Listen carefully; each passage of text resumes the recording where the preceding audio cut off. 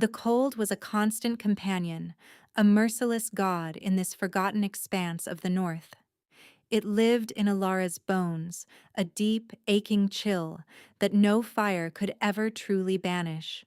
Her old pack had called it a defect, a curse. They said she was born without the inner fire, the vital heat that allowed a wolf to run in the snow, to shift under the frozen moon. They called her cold-blooded, an aberration, and so they had cast her out. Exile was a slow death sentence, but Alara was too stubborn to die. She survived. She hunted with a crude bow, her fingers often too numb to properly feel the string. She slept in a hollowed-out log she had lined with moss and scavenged furs, waking each morning with frost crusting her lashes.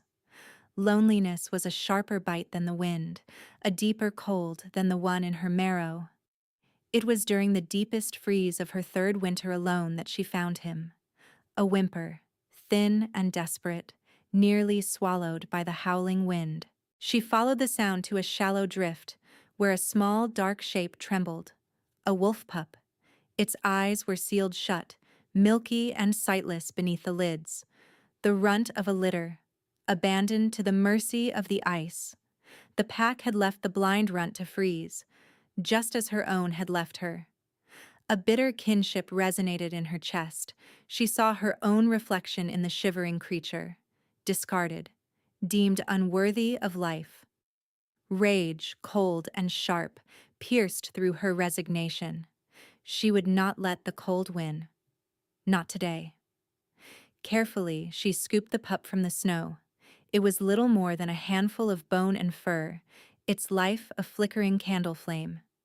She tucked it inside her worn leather tunic, pressing it against her skin. It was a foolish, sentimental act. She had barely enough food for herself, barely enough warmth to keep her own heart beating. But as the pup's trembling eased against her, a strange, unfamiliar sensation sparked within her. Not warmth, not yet, but the fierce, defiant ownership of a shared fate. She named him Nyx. Years passed. The cold remained her tormentor, but she was no longer alone. Nyx grew, not into the scrawny, doomed thing he was born as, but into a magnificent beast. His fur was the color of a starless midnight, his frame lean and powerful.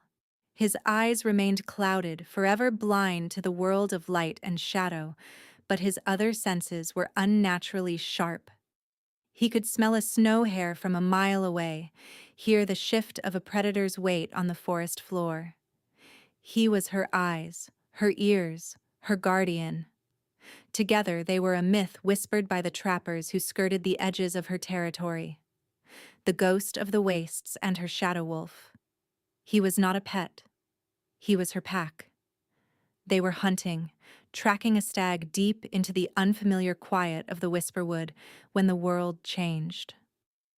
The air grew still, heavy with a silence so profound it felt like a pressure against her ears. The usual forest chatter of birds and squirrels had vanished.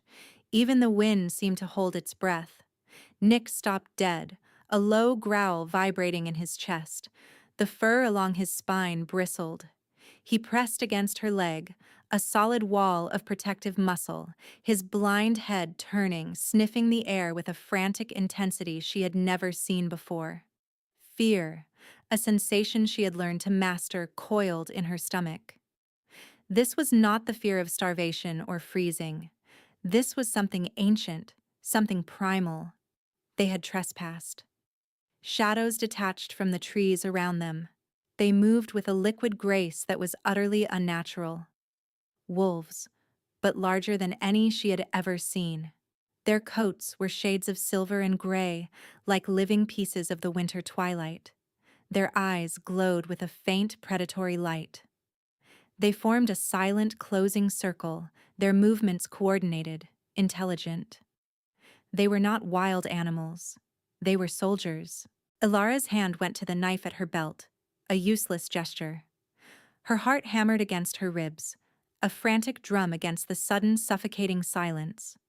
Nyx did not break his growl, shifting his position to keep his body between her and the largest of the wolves. This was it then, the end of her stubborn survival. Killed for wandering into the wrong patch of woods, a bitter, pointless end. Then he appeared. He did not walk from the trees, he simply was there, standing in the center of the path as if the forest had birthed him whole. He was a man, but the word felt inadequate, like calling a blizzard a light snowfall. He was impossibly tall, broad-shouldered, draped in dark, heavy furs that seemed to absorb the light around him. His hair was the color of night, streaked with the silver of ancient frost. His face was all harsh lines and brutal beauty, carved from stone and ice. But it was his eyes that held her captive. They were the color of a frozen lake, a pale, depthless silver that seemed to see right through her skin, past her bones, and into the shivering, worthless core of her. He was beautiful in the way that glaciers were beautiful, cold, merciless, and capable of crushing everything in their path. This was the Alpha King, Kaelin, a name that was a curse on the lips of his enemies and a prayer on the tongues of his people. A king who had ruled this frozen kingdom for centuries, alone. His silver gaze flickered past her as if she were nothing more than a rock or a tree. It landed on Nyx. The enormous wolves of his guard tensed, awaiting a command to tear them apart. But the king did not speak. He watched Nyx, his expression unreadable.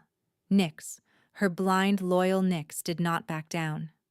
He held his ground against the most powerful alpha on the continent, his growl deepening into a resonant threat. The king took a slow step forward. Ilara's breath hitched. "No," she whispered, the sound stolen by the frozen air. She put a hand on Nyx's back, a futile command to stand down. The king's gaze finally, dismissively, slid to her. He saw her hand on the wolf. His eyes narrowed almost imperceptibly. He looked from her ragged furs to her worn face, then back to the magnificent, defiant animal at her side. A flicker of something, not surprise, but a deep, cold curiosity, stirred in the depths of his gaze.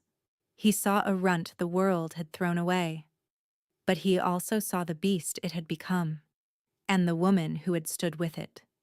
He raised a single hand, a gesture of command to his guards. The tension in the circle eased, but the threat remained, a palpable weight in the air. His voice, when he finally spoke, was not the thunder she expected. It was deep, yes, but quiet as falling snow, and just as cold. "You are on my land," he stated. It was not an accusation, it was a simple, undeniable fact. Ilara couldn't find her voice. She could only nod, her throat tight with terror.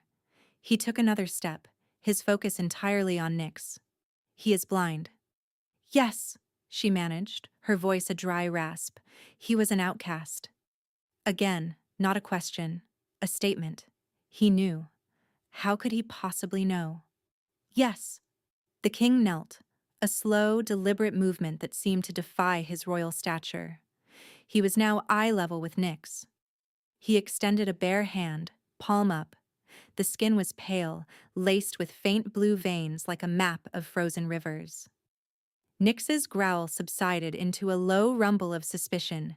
He sniffed the air, his nose twitching, then took a hesitant step forward and nudged the king's offered hand. The world seemed to stop. The silver-furred guards watched, their glowing eyes wide with disbelief. No one touched the king. No one. Kaelin showed no reaction, his face a mask of cold control. But Ilara felt it, a subtle shift in the oppressive atmosphere, a change in the very fabric of the air around them. He rose to his full, intimidating height. His gaze settled on her once more, and this time, it did not dismiss her. It assessed her. It weighed her. "I will take this one," he said, his voice carrying the weight of absolute authority. Panic, sharp and blinding, seized her. "Take Nyx?" Her Nyx? The only thing she had in this miserable world? No. The word burst from her, raw and desperate. You can't. He's mine. The air temperature seemed to drop 10 degrees. The guards bristled, growls ripping from their chests at her audacity. The king's face remained impassive, but a dangerous light sparked in his silver eyes. No one said no to him. He is a remarkable beast, Kaelin said, his tone unchanging. He will serve the crown.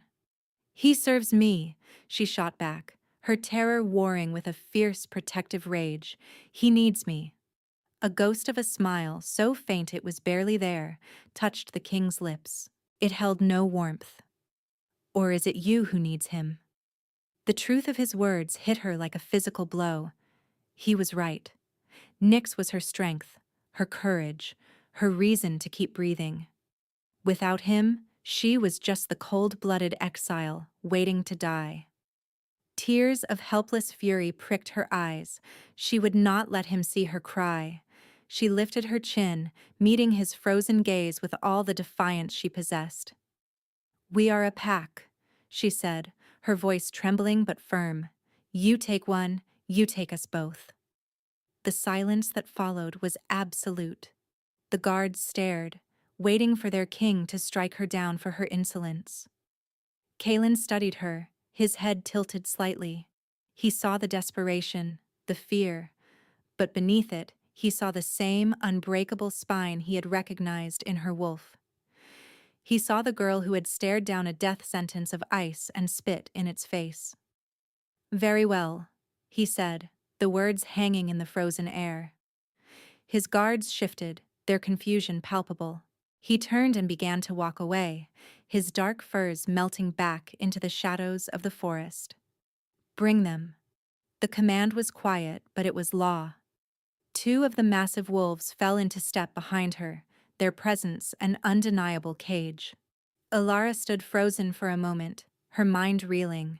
She was not being executed. She was not being left to die. She was being taken. She looked down at Nyx, who pressed against her, whining softly. She stroked his head, her trembling fingers sinking into his thick fur. What had she done? What fresh hell was this? She had no choice. With the Alpha King's silent guards flanking her, Alara followed him into the heart of his frozen kingdom, a prisoner of a whim she could not begin to understand. The fortress was not built of stone, but carved from the heart of a mountain and sheathed in glacial ice. It loomed against the perpetual twilight of the north, a jagged crown of frozen spires that pierced the sky. It was a monument to power and isolation, radiating a cold that had nothing to do with the weather. As they passed through the great gates of carved ice, a palpable chill sank into Alara's skin, far deeper than the winter air she was used to. This was a different kind of cold. It was ancient, sorrowful, and it emanated from the very walls around her. Servants and guards moved through the echoing halls with hushed reverence, their eyes downcast. They stared at her, their expressions a mixture of shock and fear. They saw her ragged furs, her common face, and the hulking blind wolf at her side. They saw a peasant, a stray, and they could not comprehend her presence in this sacred, silent place. She was led not to a dungeon, but to a suite of rooms in a deserted wing of the fortress. The chambers were larger than her entire hovel, furnished with dark, heavy wood and deep blue tapestries that depicted ancient hunts. A fire had been lit in the hearth, but its flames seemed to struggle, casting a weak, flickering light that did little to combat the profound chill of the room. A servant girl, her face pale with awe and terror, informed her that the king had commanded she be given food, water, and fresh clothes. Then the girl scurried away as if Alara herself were cursed.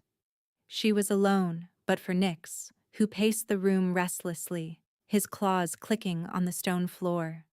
He seemed to feel the oppressive sorrow of this place even more keenly than she did. Later that night, the king came. He entered without a knock, a silent shadow filling the doorway. He had shed his heavy outer furs and now wore a simple black tunic that did nothing to hide the formidable power of his build. The cold followed him into the room, a tangible aura. "The wolf is unsettled," he said, his silver eyes finding Nyx in the dim light. "This place is a tomb," Alara replied before she could stop herself. The words were out, sharp and true. She braced for his anger. Instead, he merely inclined his head. "It has been for a long time." He walked to the large arched window. It was glazed not with glass, but with a sheet of unnaturally clear ice.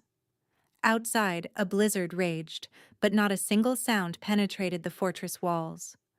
On the inside of the ice pane, delicate, feathery patterns of frost were forming, creeping inward from the edges, despite the fire in the hearth. "I have a proposition for you," he said, his back to her. "This fortress has the finest kennels in the kingdom. Your wolf will be cared for, trained by my own beast masters. He will have a place of honor in my guard." "And me?" she asked, her voice quiet. He turned, his face half hidden in shadow. "You will stay, as a guest of the crown." "Why?" The question was a whisper. "Why any of this? You could have killed us. You could have taken him." "I could have," he agreed, his voice flat. "My council advised it. They see you as a stray, a weakness." "And what do you see?" He was silent for a long moment, his gaze so intense it felt like a physical touch. "I see a survivor. And I see a creature that should have died but instead grew strong in the shadow of that survival. There is an anomaly in that. I do not like anomalies in my kingdom." It was not a compliment. It was a problem he was choosing to study rather than eliminate. She was a puzzle, a curiosity, nothing more. "The arrangement is simple," he continued, his tone leaving no room for negotiation. "You will remain here. You will not leave the fortress without my permission. In return, you and your wolf will have my protection. You will want for nothing." "A gilded cage?" she murmured. "The world outside that cage is far colder," he countered. "And it has no place for you. You know this." He was right. She had no home to return to. No pack. Out there was only the slow, lonely death she had been fighting for years. Here was food, shelter, and a strange, uncertain safety. "There are conditions," he added, his voice dropping lower. "You will not speak to me of my past. You will not ask questions of the court. You will keep to these chambers unless I summon you. This is not a friendship. This is an arrangement for the benefit of the crown." The benefit of the crown. He meant Nyx. It was always about Nyx. She was just the inconvenient baggage that came with him. The sting of her own worthlessness was a familiar pain. "I understand," she said, her gaze falling to the floor. "Do you?" He crossed the room in 2 silent strides, stopping directly in front of her. He was so close she could feel the impossible cold radiating from his body. It was a chilling vacuum, pulling the warmth from her. She had to fight the urge to shiver. He reached out, not to her, but to Nyx, who had settled at her feet. He ran his hand down the wolf's back. A slow, possessive stroke. Nyx, who tolerated the touch of no one but her, allowed it. "I lost my entire pack long ago," the king said, his voice a low, rough whisper, thick with an ancient grief that stunned her. It was a crack in the frozen mask, a glimpse of the abyss beneath. "Everything. My parents, my siblings, my mate." The last word hung in the air, heavy and sharp as a shard of ice. "This fortress is all I have left of them. It remembers them. And it is cold." He looked at her then, and for a fleeting second, the glacier in his eyes fractured. She saw a loneliness so vast and profound it stole her breath. It was the same desolate emptiness she felt staring out at the endless snow, but magnified over centuries. Then the mask was back. impenetrable. The arrangement stands, he said, his voice once again flat and devoid of emotion. He turned and left as silently as he had come, leaving her shivering in his wake. It was not just the room that was cold. It was him. He was freezing from the inside out. Days bled into weeks. Alara kept to her gilded cage, and Kalen kept to his word. Food appeared. New, warmer clothes were left for her, soft wools and furs in shades of gray and deep blue. She was left alone, a ghost in a palace of ghosts. The king's visits became a strange nightly ritual. He would appear at her door after the rest of the fortress was asleep, a silent specter in the gloom. He always claimed he was there to see the wolf. He would kneel and run his hands through Nyx's coat, speaking to him in low, quiet tones. But his eyes were often on her. He would ask her questions, abrupt and disconnected, about the wilderness, about her methods of hunting, about the day she found Nyx. He listened to her answers with a focused intensity, as if committing every word to memory. He never spoke of himself. The boundary he had set was a wall of ice between them. Yet, intimacy crept in through the cracks. One night she was tending to a cut on her hand, a clumsy slip while mending her old tunic. He saw the rag she was using as a bandage and left, returning moments later with a silken cloth and a jar of healing salve that smelled of pine and winter herbs. He said nothing, simply placed them on the table and watched until she had properly dressed the wound. Another night, Nyx was agitated, whining and pacing. Kalen placed a hand on the wolf's head, and a wave of calm seemed to flow from him, settling the beast. He looked at Alara, a question in his eyes. "He feels the sorrow in this place," she explained quietly. "It's in the walls, in the air." "It is the memory of a massacre," Kalen said, his voice hollow.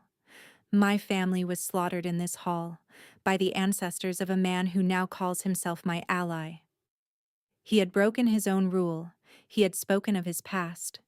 He seemed to realize it a moment later, his jaw tightening. He stood abruptly and left without another word. Alara began to see past the mask of the cold, ruthless king. She saw a man haunted by a grief so immense it had frozen his soul. A man walking through the tomb of his own life, and she began to feel something other than fear or curiosity. A dangerous, unwelcome ache of sympathy. A longing to see the frost on his windows melt. One evening she dared to push back. He was watching her stare into the fire, his presence a familiar cold spot in the room. "Why do you never use the main hall?" she asked softly. His silver eyes flashed with a warning. "That is not your concern." "Is that where it happened?" she pressed, her heart pounding. He went utterly still. The temperature in the room plummeted. "I gave you a command, girl." "I am not a girl," she said, finding a sliver of courage. "And I am not one of your subjects to be commanded. I am your guest. And this place you keep me in is suffocating, not just for me, for you." He stared at her, his expression a storm of controlled fury. She thought he would strike her, or throw her out into the blizzard. Instead, he did something that shocked her more. He laughed. It was not a sound of humor.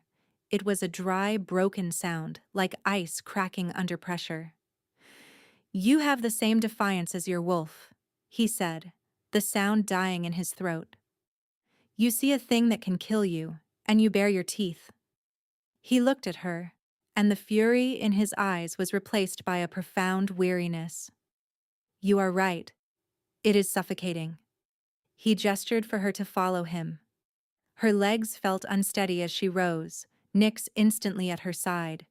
He led her from her chambers, through the silent, echoing corridors, to a pair of massive oaken doors she had never seen opened. He pushed them open, and she gasped. It was a library. A vast circular room lined from floor to ceiling with thousands of books. A domed ceiling of glacial ice arched above, magically enchanted to show the star-dusted night sky, the auroras dancing in waves of green and violet. It was the most beautiful, heartbreakingly lonely room she had ever seen. "I have not allowed anyone in this room for 300 years," he said, his voice a low whisper. It was my mother's. He had not just broken a rule, he had shared his deepest wound. He had shown her the one place in his frozen heart that he had kept sacred. As she stood there, speechless, she felt a flicker deep within her chest, a tiny, nascent spark in the core of her own internal winter. It felt warm, and it terrified her more than his anger ever could. The fragile peace of their strange arrangement was shattered by the arrival of Lord Vorlag. He came with an entourage of 50 wolves, their pelts the color of dried blood and scorched earth. They were a stark, brutal contrast to the silver grace of Kaelin's guard. Vorlag himself was a large man with a florid face and small, cunning eyes. He carried himself with the swagger of a warlord who believed his own legends. His was the pack whose ancestors had aided in the slaughter of Kaelin's family, a fact that was the bedrock of the uneasy truce between their bordering lands. Kaelin received him in the Great Hall, a cavernous space of ice and shadow that had not been used for centuries. Ilara was not summoned, but she watched from a high, shadowed alcove, Nyx a silent presence at her side. She had a dreadful feeling, a premonition of disaster. Vorlag's gaze swept the hall, dismissive and arrogant. Then his eyes landed on Kaelin, seated on his throne of carved ice, and his expression tightened with a resentful jealousy that was plain to see. "Kaelin," he boomed, his voice too loud for the hallowed space, "I come to renew our pacts of peace, as is tradition." "Lord Vorlag," Kaelin replied, his voice a quiet counterpoint that still managed to dominate the hall. "Your presence honors my fortress." The words were protocol, but they were laced with an Arctic cold. They exchanged formalities, their words a thin veneer over centuries of bad blood. Ilara watched, her hands clenched. She felt the tension in Kaelin, the rigid control he exerted over himself. Then, Vorlag's gaze began to roam the hall again, this time with more purpose. His eyes narrowed and he sniffed the air. A cruel smile spread across his face. He had seen her. Or rather, he had scented her. "You have a stray in your midst, old friend," Vorlag said, his voice dripping with mock concern. "I smell the stench of the Red Creek pack, an outcast by the mark I sent on her, a worthless, cold-blooded cur." Every eye in the hall turned, following his gaze up to her shadowed alcove. She felt naked, exposed. The whispers started instantly, a rustle of contempt from Kaelin's court. They had tolerated her presence as the king's strange whim, but to be publicly named an outcast by a rival alpha was the deepest shame. Kaelin did not look at her. His silver eyes were fixed on Vorlag, and they had become chips of ice. "I have a guest," he said, his voice dangerously soft. "A guest?" Vorlag laughed, a harsh, grating sound. "You harbor filth. The ancient laws are clear. An exile carries a curse of weakness. Their presence defiles packlands, invites blight and ill fortune. She is a harbinger of decay." He pointed a thick finger at her. "I demand her execution. It is the law. It is the only way to cleanse your territory and prove the strength of our renewed alliance." The hall erupted in murmurs. Kaelin's own council members shifted, their faces etched with concern. They were practical wolves. A single worthless outcast was not worth risking a war over. The truce with Vorlag was fragile, but it kept the borders quiet. Ilara's blood ran cold. This was it. The price of her existence had been called due. She was a political liability, a piece to be sacrificed. She looked at Kaelin, expecting to see the cold calculation of a king in his eyes. He would give her up. He had to. It was the logical choice. Their arrangement was one of convenience, not loyalty. He had told her so himself. Kaelin's council elder, a wizened wolf named Ganon, stepped forward. "Your Majesty," he began, his voice placating, "Lord Vorlag speaks of ancient traditions. Perhaps the woman could be relocated for the sake of peace." Relocated, a euphemism for being thrown to Vorlag's wolves. Kaelin remained silent, his stillness more intimidating than any outburst. He looked at Vorlag, then at his own anxious council. He had to choose his kingdom or the outcast girl who had somehow breached the walls of his frozen heart. Ilara held her breath, a strange, painful hope warring with the certainty of her doom. She didn't want to die, but more than that, she didn't want him to be the one to condemn her. She didn't think she could bear that. Finally, Kaelin rose from his throne. The movement was slow, deliberate, drawing every eye. He descended the dais, his boots silent on the stone floor, and walked to the center of the hall, stopping a few feet from Vorlag. He was taller, broader, radiating a latent power that made Vorlag's bluster seem childish. "Lord Vorlag," Kaelin began, his voice a low, resonant hum that vibrated through the stone. "You speak of ancient laws. Let us speak of another, the law of hospitality. The woman, Ilara, is under my protection. She is a guest in my home." He paused, letting the words sink in. Then he turned his head, his silver gaze finding her in the alcove. For the first time, he acknowledged her in front of his entire court, in front of his enemy. "And I find her presence agreeable." The words were a quiet thunderclap. It was not a declaration of love, not a passionate defense. It was a simple, absolute statement of fact, delivered with the unassailable authority of a king. It was more powerful than any shout. Vorlag's face purpled with rage. "You choose this nothing, over an alliance that has kept our borders safe for a century?" "I am not choosing her over the alliance," Kaelin corrected him, his voice dropping to a deadly whisper. "I am informing you that she is not a point of negotiation. She is mine to protect." Mine. The word hit her like a physical force, stealing the air from her lungs. Not, "The wolf is mine," not, "The arrangement is mine. She is mine." "This is an insult," Vorlag snarled. "You spit on our traditions. You welcome weakness into your heart, and it will be your undoing." "The discussion is over," Kaelin said, turning his back on Vorlag in a gesture of ultimate dismissal. He looked to his guards. "Lord Vorlag and his entourage have a long journey ahead of them. See them to the border." It was a command for exile. He was casting Vorlag out. For her. As Vorlag was escorted from the hall, sputtering threats and curses, his eyes locked with Ilara's. They burned with a venomous personal hatred. This was no longer about politics or tradition. She had become the focus of his fury. He would not forget this. Kaelin returned to his throne. The hall was silent, his council staring at him in stunned disbelief.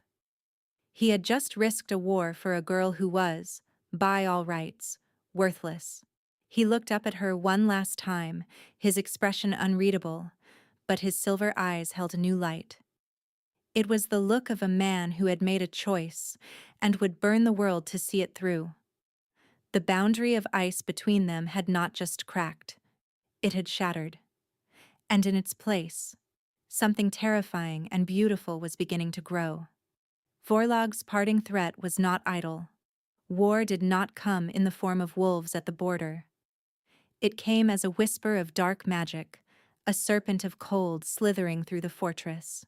Vorlag, a practitioner of the forbidden blood arts, had struck not at Kaelin's kingdom, but at the ancient curse that was his deepest vulnerability.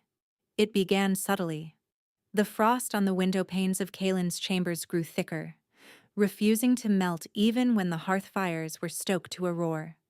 The air around him grew colder, a palpable aura of death that made even his most hardened guards flinch away. He moved slower, his motions stiff, as if his own blood were turning to slush.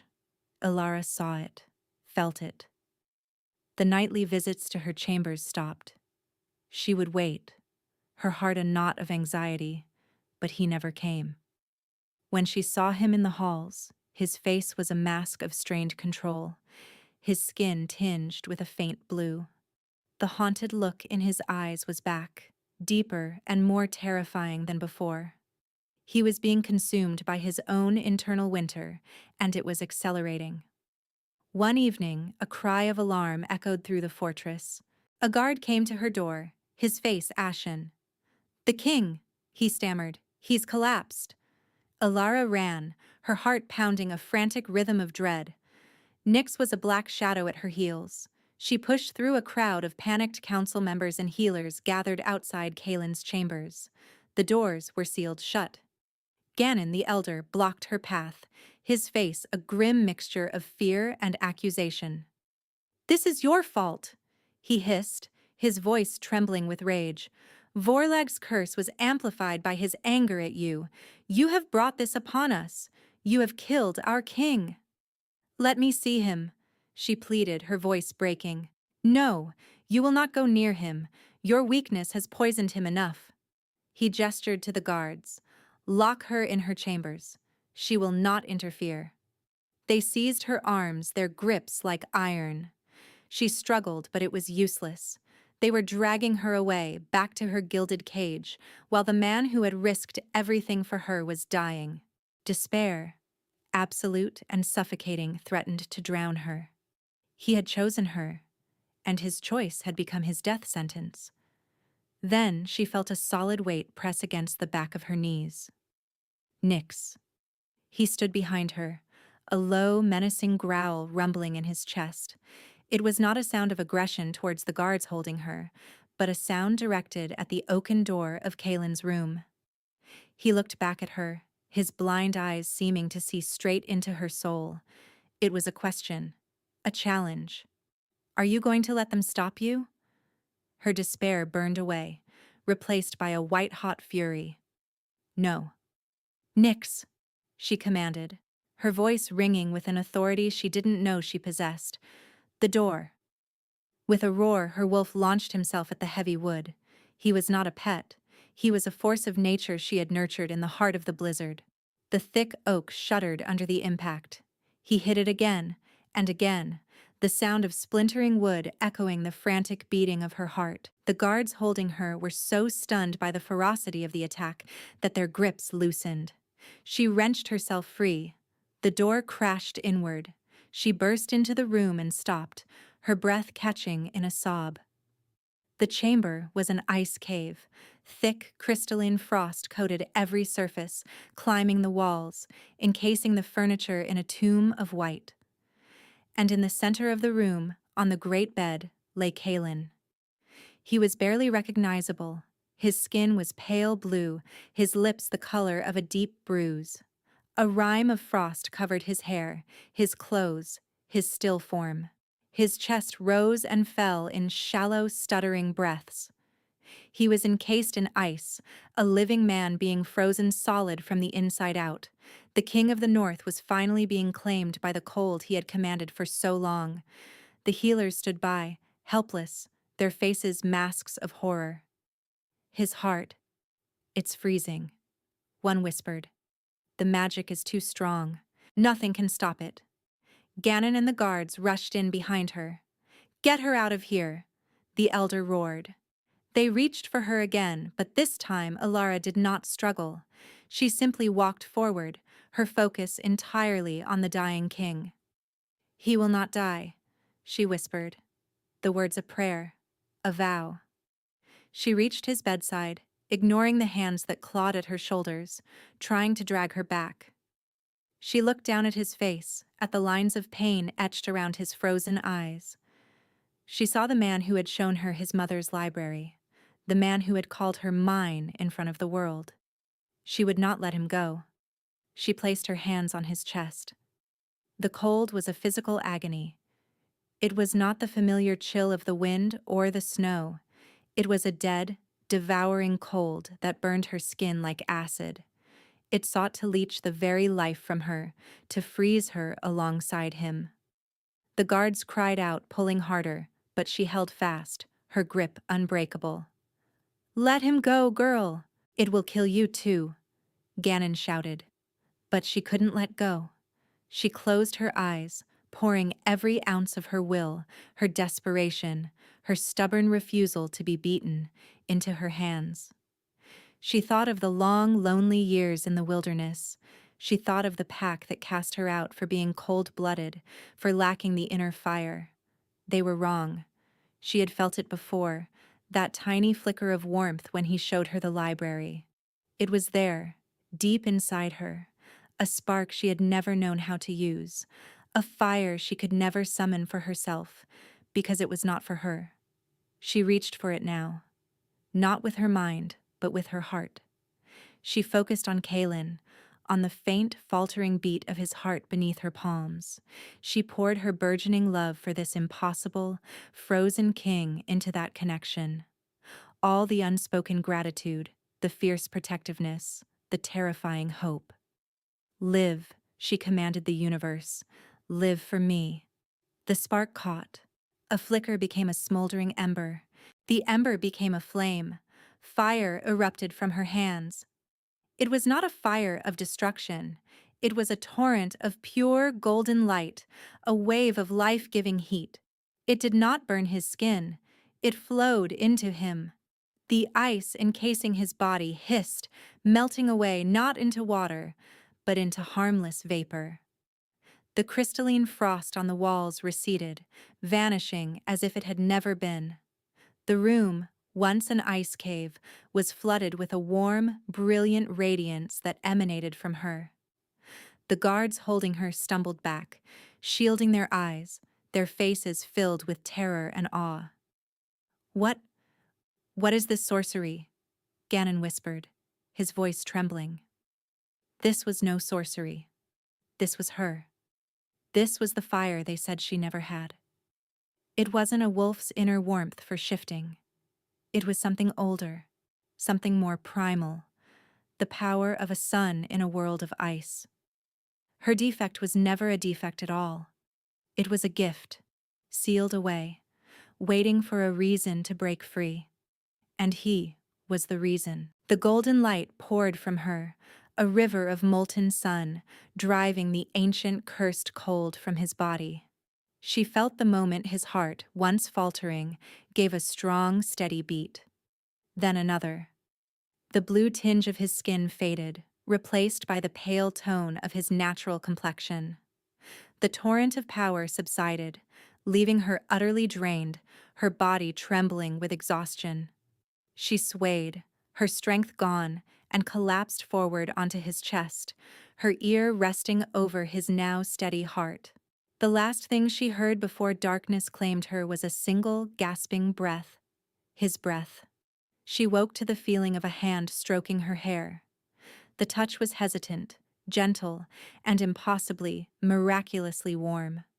Ilara's eyes fluttered open. She was lying on the great bed tucked under heavy furs. Kalen was sitting beside her, propped up against a mound of pillows. The deathly pallor was gone. The frost was gone. The only thing that remained was a profound exhaustion in his features, and a look in his silver eyes that shattered her heart. It was awe. It was gratitude. It was a raw, unguarded love that he no longer tried to hide. "You," he whispered, his voice rough, as if it hadn't been used in a century. He touched her face, his thumb tracing the line of her jaw. His hand was warm. Truly, deeply warm for the first time. The memory of what happened crashed back into her. The cold, the ice, the fire, her fire. "The curse," she began, her voice a hoarse whisper, "is broken." He finished for her. "My family was not just killed, Ilara. They were sealed with a curse from Vorlog's ancestors. A curse of cold that passed to me, the sole survivor. It decreed that any true warmth, any true love, would accelerate the freeze. It would feed the ice until it consumed me. I was doomed to be alone, to be cold, forever." His eyes held hers, a universe of pain and centuries of loneliness in their depths. And then you came. I felt it the moment I saw you in the woods, a flicker of heat in my frozen world. I didn't understand it. I was drawn to you, but I was terrified. To love you, to even care for you, was to sign my own death warrant. A single tear traced a path down his cheek. He didn't seem to notice. I tried to keep my distance. I told myself it was about the wolf. But I was a liar. Every night I came to your chambers, just to be near you, to feel that tiny spark of warmth that held the curse at bay. When I defended you against Vorlag, I wasn't being noble. I was being selfish. I could not bear the thought of my world without you in it, even if it was killing me. I'm saying that I love you, and it's going to kill me. He had thought then, a silent admission. But he was wrong. Your fire, he breathed, looking at her as if she were a goddess of the dawn. It did not just fight the curse, it unmade it. It burned away the ancient magic at its root. You did not just save me, Alara, you freed me. He pulled her against him, burying his face in her hair. His arms wrapped around her, strong and sure. She could feel the steady, warm beat of his heart against her chest. She was not a prisoner. She was not a curiosity. She was his salvation. The doors to the chamber opened. Ganon and the rest of the council stood there, their faces a mixture of disbelief and profound reverence. They looked from their living, breathing king to the outcast girl in his arms. Kalen lifted his head, his gaze sweeping over them, his authority absolute and restored. "This is Ilara," he announced, his voice ringing with a newfound warmth that echoed through the hall. "The Fire-Hearted, my mate, my queen." There was no protest, no whispers. There was only the sound of an entire council dropping to one knee in the presence of the woman who had saved their king and their kingdom. Ilara looked at the kneeling wolves, at the awe on their faces, and then at the man holding her. The man who saw her, truly saw her, when no one else had. The cold-blooded exile, the worthless stray, was gone. In her place was a queen, forged in ice and reborn in fire. She leaned into his embrace, feeling the steady thrum of her own power, a quiet, contented flame in her chest. She was finally, truly warm, and she was home. 6 months later, the fortress of ice was a memory. The sun, it seemed, now dared to shine on the northern kingdom. The glacial ice sheathing the fortress had receded, revealing the strong gray mountain stone beneath. Creeping ivy, coaxed by Alara's gentle, persistent warmth, had begun to climb the ancient walls. The halls, once silent and sorrowful, were now filled with the murmur of a court reborn, the laughter of children, and the low, contented rumble of a pack that had found its heart again. Ilara, the fire-hearted queen, stood on a high balcony overlooking the sprawling valley. The heavy furs of royalty rested on her shoulders, but she no longer needed them for warmth. A steady, gentle heat resided within her now, a constant companion that was the antithesis of the cold that had plagued her life. Kalen came to stand behind her, his arms wrapping around her waist. He rested his chin on her shoulder, his own warmth a solid, comforting presence against her back. The haunted look was gone from his eyes, replaced by a deep, unwavering devotion that still made her breath catch. The southern envoys were impressed. He murmured into her hair. "They have never felt such warmth in the north. They called it a miracle." "It is not a miracle," she replied softly, leaning back into his embrace. "It is just balance." Below them, in the main training courtyard, a formidable black wolf with clouded eyes put a group of new recruits through their paces. Nyx moved with an uncanny grace, his lack of sight no hindrance. He was a legend now, the Alpha King's shadow, captain of the Royal Guard. The blind Runt, left to die in the snow, was now the most feared and respected beast in the kingdom. He commanded not through sight, but through an instinct and loyalty that Kalen's entire pack sought to emulate. Every so often, he would lift his head, his nose pointed towards her balcony, as if to check that his pack of two was still whole. Vorlag was no longer a threat. With Kalen's curse broken, his own power had been restored tenfold. He had met Vorlag's forces at the border not with fury, but with the calm, indomitable strength of a mountain. Vorlag's blood magic was a flickering candle against the inferno of a true Alpha King united with his mate. His pack had shattered, his power broken. He was now a bitter, powerless exile in the southern wastes, a fate Alara knew all too well. There was a grim justice in it that she did not revel in, but accepted. Kalen's hand moved to rest on her still flat stomach, a gesture of possessive tenderness. "Does it hurt?" he asked, his voice soft. It was a question he had asked her 100 times since that day in his chambers. He was terrified of ever being the source of her pain again. "Not anymore," she whispered, turning in his arms to face him. She placed her hand over his on her stomach. "There is only warmth now." He searched her eyes. "Liar," he said, but his voice was thick with love. He knew her too well. He knew there were still phantom aches, echoes of a life spent in the cold. But they were fading. Every day, they faded a little more. He leaned in and kissed her, a slow, deep kiss that tasted of pine and winter and the promise of 1,000 dawns together. It was a kiss that spoke of gratitude, of healing, of a love that had stared into the abyss and refused to blink. When they broke apart, a single, perfect snowflake drifted down from the twilight sky and landed on her cheek. It did not melt from the cold. It melted from the warmth of her skin. Alara smiled, a true, radiant smile that reached her eyes. She looked out over her kingdom, at the lights beginning to glow in the village below, at the dark shape of Nyx commanding his guard, at the steady presence of the king beside her. The world had discarded her. It had called her worthless, broken, a creature of the cold. But from the ashes of that life, she had risen. She had found her fire, her pack, her purpose.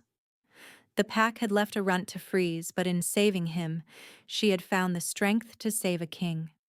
And in saving him, she had finally, truly saved herself. This was her new world, a world not of survival, but of belonging. And it was just the beginning.